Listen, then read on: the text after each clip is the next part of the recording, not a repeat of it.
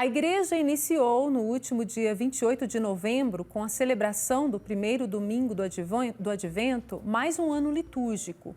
Hoje, segunda-feira, começamos o tempo comum. E para aprofundarmos nesse assunto da nossa liturgia, nós vamos conversar juntos com Dom André Vital Félix da Silva. Ele é bispo de Limoeiro do Norte, no Ceará. Dom André, sua bênção, boa tarde. Mais uma vez, uma alegria imensa ter o senhor com a gente. Boa tarde, Caísa. Boa tarde aí a todos os nossos telespectadores.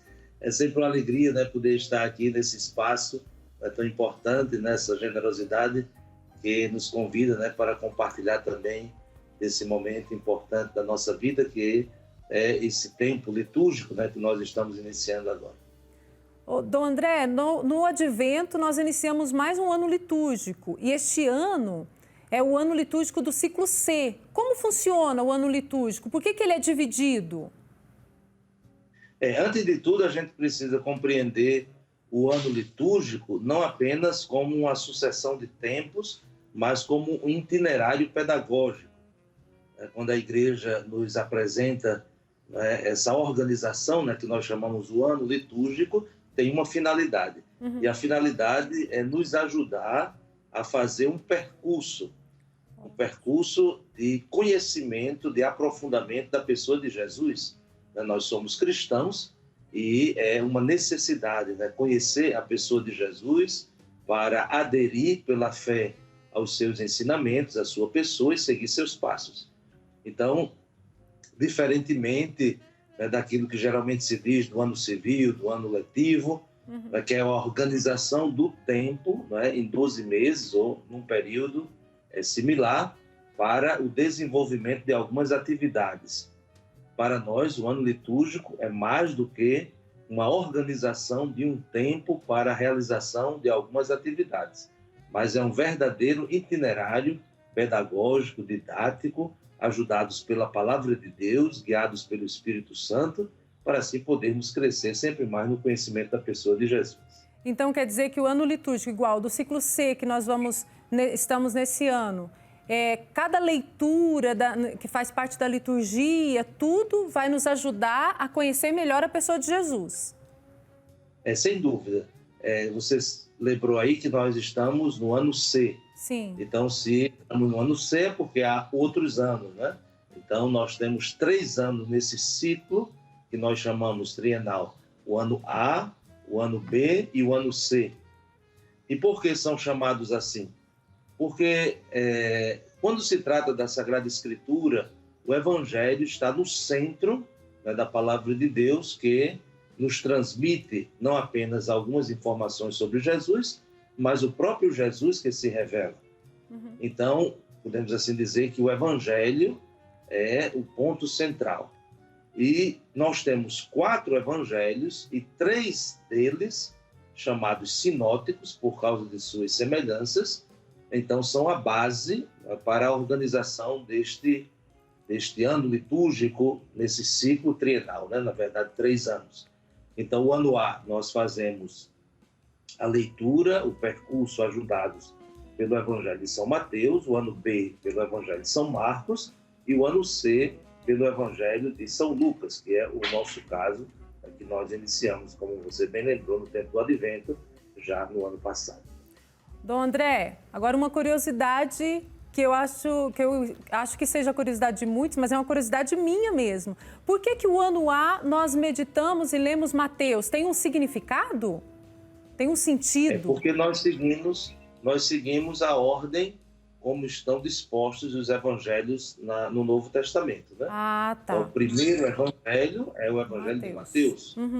O segundo evangelho, nessa ordem, é o Evangelho de Marcos. E o terceiro, Lucas. E o quarto, o Evangelho de São João. Então, nós seguimos essa ordem.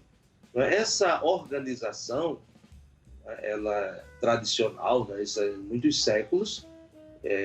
Se começou a dar uma certa, podemos dizer, um certo destaque ao Evangelho de São Mateus, né? Parecia um evangelho, até porque é mais longo, então mais completo. Depois nós temos o Evangelho de Marcos, que, segundo muitos estudiosos, e com grande probabilidade talvez seja o primeiro, né, de todos os evangelhos escritos, é o primeiro. Porém, ele é um pouco mais reduzido. E o Evangelho de Lucas, que também desenvolveu e nos apresenta, nos transmite algumas informações, alguns fatos que nós não encontramos nos outros evangelhos.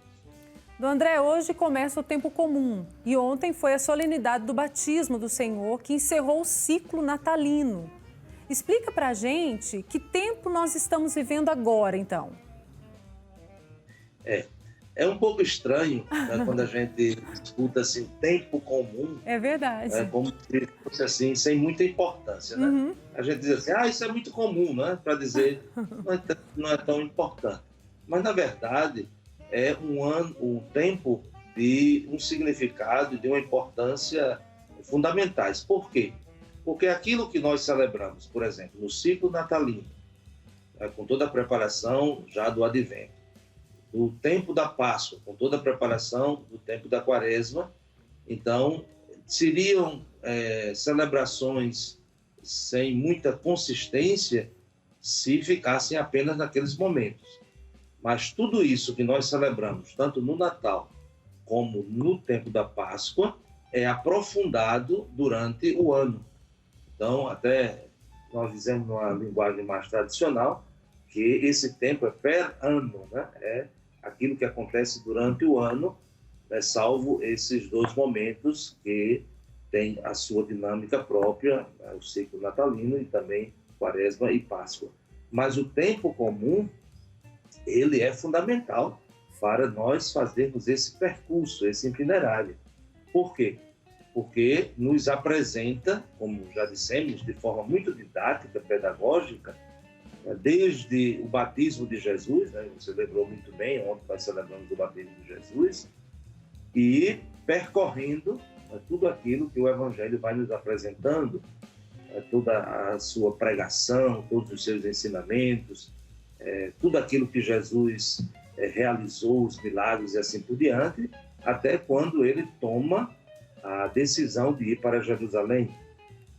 Tanto que aqui no ano C, a partir do 13º domingo, nós já vamos nos preparando justamente para acompanhar Jesus, que toma a resolução de ir para Jerusalém.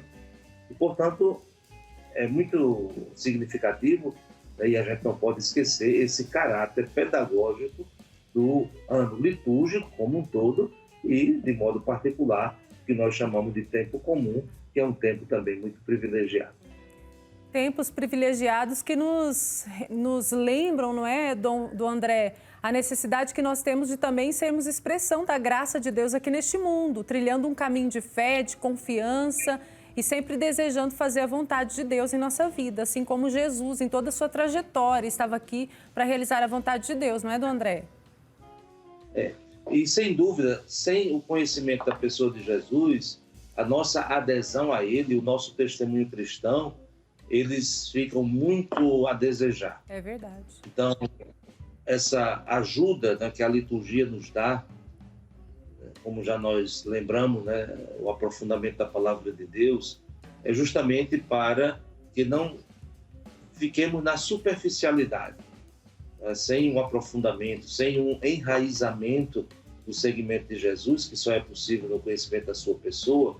E aqui conhecimento não no sentido de saber algumas coisas, mas fazer a experiência da convivência com ele, na comunidade, com os irmãos, tudo isso é importante.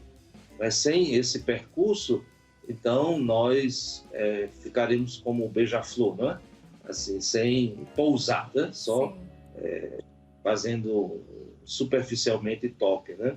Isso é muito prejudicial para o nosso envolvimento, o nosso engajamento como cristãos. Então é importante fazer esse percurso, porque nos ajuda a conhecer tanto é que nós fazemos uma leitura continuada dos evangelhos. Se observarmos, a leitura é praticamente continuada, porque nos ajuda a ter essa visão global, né, essa visão completa do evangelho do ensinamento de Jesus e de sua pessoa.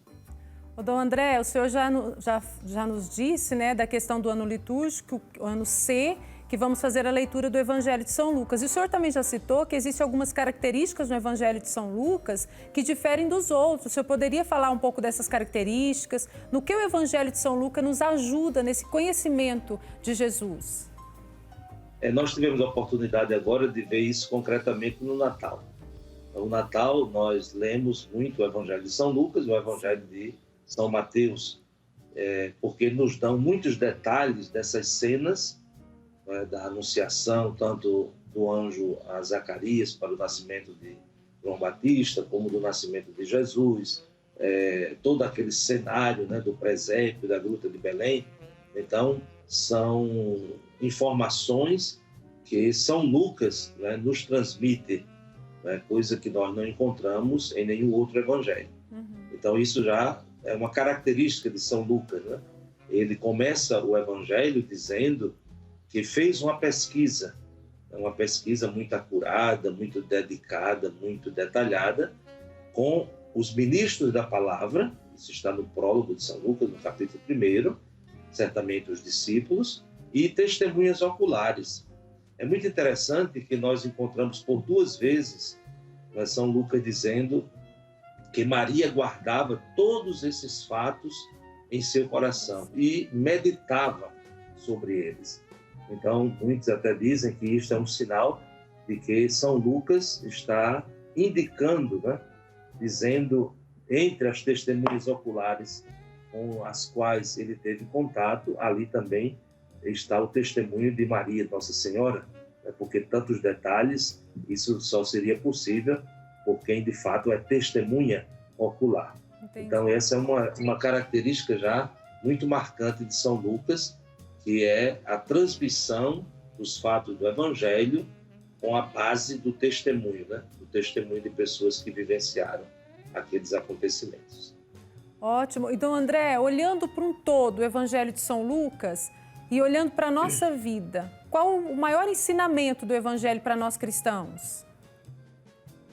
O Evangelho tem muitas indicações, né? Uhum.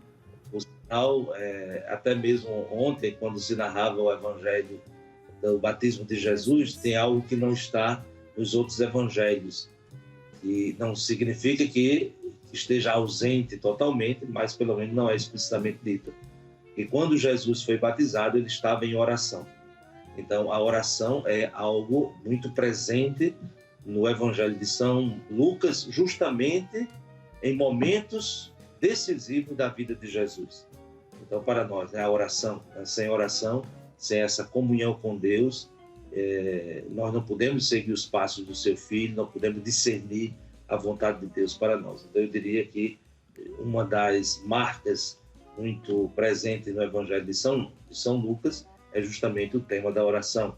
Depois, um outro aspecto muito trabalhado também por São Lucas é a ternura de Deus, a visita de Deus, do Deus de misericórdia, do Deus de bondade, que vem ao encontro dos pecadores, dos pobres, dos aflitos, das mulheres.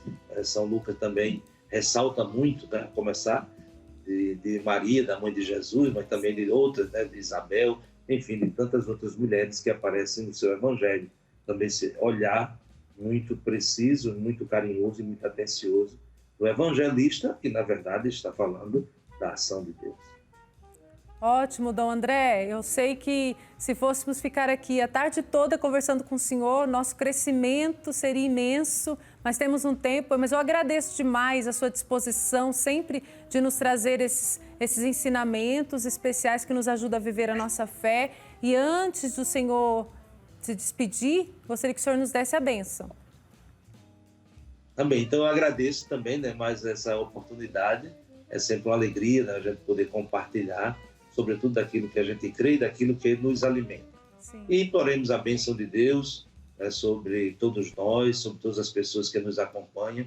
Estamos praticamente ainda no início deste ano, né, deste ano novo de 2022, então a bênção toda especial também para iniciarmos bem, vivenciarmos bem este ano e, como dizíamos, fazermos esse percurso, né, ajudados pela liturgia, pela palavra de Deus, pelo Espírito Santo, para conhecermos sempre mais a pessoa de Jesus. Então, que desça sobre vós a bênção de Deus Todo-Poderoso, Pai e Filho e Espírito Santo. Amém. Amém. Até a próxima, Dom André. Grande abraço. Abraço. Conversamos então com Dom André Vital Félix, ele que é bispo de Limoeiro do Norte, no Ceará. É sempre bom ouvir Dom André, não é?